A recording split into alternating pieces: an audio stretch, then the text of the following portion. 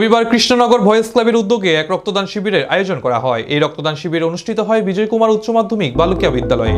অনুষ্ঠানে উপস্থিত ছিলেন মুখ্যমন্ত্রী ডক্টর মানিক সাহা এবং এলাকার বিধায়ক দীপক মজুমদার সহ ক্লাবের সভাপতি ধনঞ্জয় গণ চৌধুরী সহ অন্যান্যরা। উপস্থিত মুখ্যমন্ত্রী ডক্টর মানিক সাহা অনুষ্ঠানে বক্তব্য রাখতে গিয়ে স্বেচ্ছায় রক্তদান করতে এসেছেন তাদেরকে ধন্যবাদ জ্ঞাপন করেন। পাশাপাশি তিনি বলেন, রক্তের কোনো বিকল্প নেই। বিভিন্ন সংস্থা থেকে বিভিন্ন জায়গায় বস্ত্রদান, বিভিন্ন দ্রব্য সামগ্রী বিতরণ করতে দেখা যায়, কিন্তু রক্তদান হচ্ছে মহৎ দান। এই অনুষ্ঠানে রাজ্যের মুখ্যমন্ত্রী ডক্টর মানিক সাহাকে রক্তদাতাদের ব্যাজ পরিয়ে দিতে দেখা যায়। যারা রক্ত দিতে এসেছেন তাদেরকে আমি সর্বপ্রথম ধন্যবাদ দেব এবং আমরা সবসময় বলি যে রক্তের কোনো বিকল্প নেই। ব্লাড ডোনেশন না, আমার শরীরে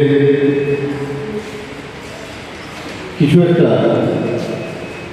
জিনিস আমি অন্যের জন্য আমি দিলাম, দ্যাট ইজ সোল ডোনেশন।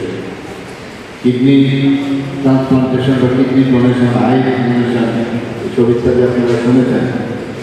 বস্ত্র দান, বিভিন্ন দান, জ্ঞান দান ইত্যাদি দিয়ে থাকে, কিন্তু ব্লাড ডোনেশন সবচেয়ে প্রথম স্থান অধিকার করে।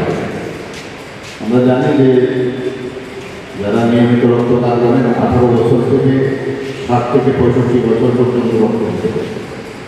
যারা পুরুষরা আছে, পুরুষদের বা তাদের প্রতি কেজি উদ্বৃত্ত রক্ত থাকে অ্যাক্সেস, সেটা হচ্ছে প্রায় 26 ml পার কেজি, আর মহিলাদের ব্যাপারে 16 ml প্রায়। এই যে উদ্বৃত্ত রক্তের মধ্যে আমরা মাত্র ম্যাক্সিমাম 300 থেকে 350 ml রক্ত আমরা দান করি।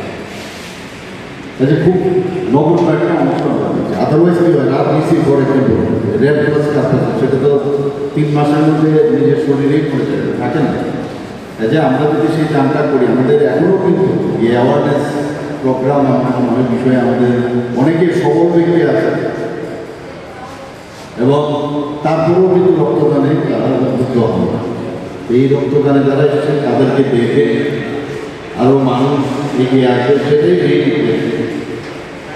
এখানে আমি জিজ্ঞেস করলাম অনেকে এই এলাকার না বহু দূর থেকে এসছে, তারাও এখানে খবর পেয়ে তারপর কয়েকজন 4-5